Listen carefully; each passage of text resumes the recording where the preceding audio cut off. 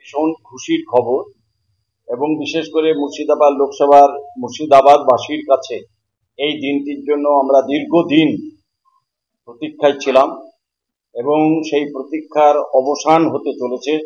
আমাদের Nasipur rail bridge, এই bridge নিয়ে আমরা বিভিন্ন সময় লোকসভায় সোচ্চার হয়েছি লোকসভার সাংসদ হিসেবে, যাতে দীর্ঘ 10-15 বছর আগে ব্রিজ কমপ্লিট, তারপরে অ্যাপ্রোচ রোডের জন্য বিভিন্নভাবে চাষিদের সঙ্গে বিভিন্ন রাস্তা যাদের জমি পড়েছে তাদের চাল বাহানা, দীর্ঘ বারবার বৈঠক করা, তারপরে সে জট কেটেছে মাননীয় মুখ্যমন্ত্রী হস্তক্ষেপে।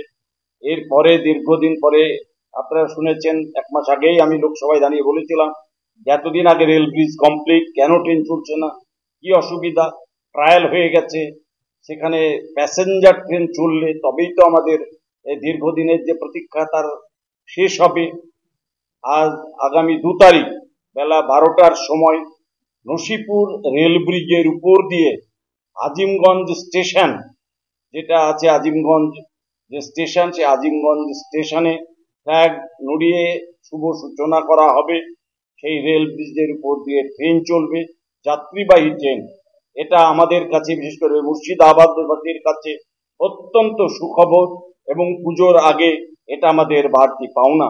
শারদীয়া উৎসবে মুর্শিদাবাদবাসীকে আমরা এই ট্রেনটি দিয়ে উপহার হিসেবে মুর্শিদাবাদবাসীর কাছে এটা উপহার দিচ্ছি। কে দাবি করে না, আমি সেসব প্রশ্নের মধ্যে দিয়ে যাচ্ছি না।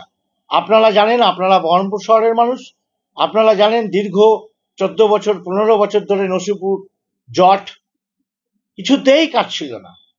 কিন্তু 2021-এর বিধানসভা ভোটের পর চুয়াপুরের ওভারব্রিজ এবং নসিপুর ব্রিজ সেই জট কেটেছে। চুয়াপুর ব্রিজ আজ সচল, নসিপুর ব্রিজ আজ সচল। কে করেছে, কার জন্য হয়েছে, আমি সেসব বিতর্কে যেতে চাই না। কিন্তু বিধানসভায়, বহরমপুর বিধানসভা এবং লালবাগ বিধানসভা জেতার পর আমরা দুজনে যে অক্লান্ত পরিশ্রম করেছিলাম, সেই অক্লান্ত পরিশ্রমের ফল আমরা পেয়েছি। তার জন্য আমরা বিশেষ করে ধন্যবাদ জানাই আমাদের রেলমন্ত্রী এবং প্রধানমন্ত্রীকে, এবং আমরাও এটার জন্য ভীষণভাবে আনন্দিত এবং গর্ববোধ অনুভব করছি। যেহেতু কেন্দ্রীয় সরকার আমাদের, রেল আমাদের, আমরা চেষ্টা চালিয়েছিলাম, তার ফলে আজকে নসিপুর ব্রিজ এবং সেই নসিপুর ব্রিজের উপর দিয়ে ট্রেন চলতে শুরু করছে। ধন্যবাদ আপনাদের সকল মুর্শিদাবাদবাসীর পক্ষ থেকে রেলমন্ত্রী এবং প্রধানমন্ত্রীকে আমাদের করজোড়ে প্রণাম। বাংলা টুডে নাও।